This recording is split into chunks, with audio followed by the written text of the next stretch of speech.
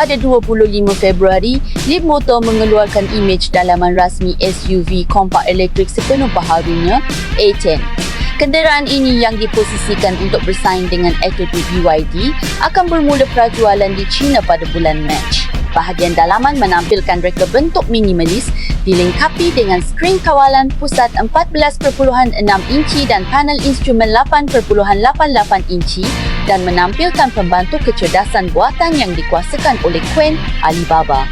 Kereta baharu ini berukuran 4,270, 1,810, 1,635mm panjang, lebar dan tinggi dengan jarak roda 2,605mm dan jarak maksimum 505km melalui CLTC. Sebagai model global, A10 dirancang untuk dilancarkan di pasaran Eropah pada separuh kedua tahun ini.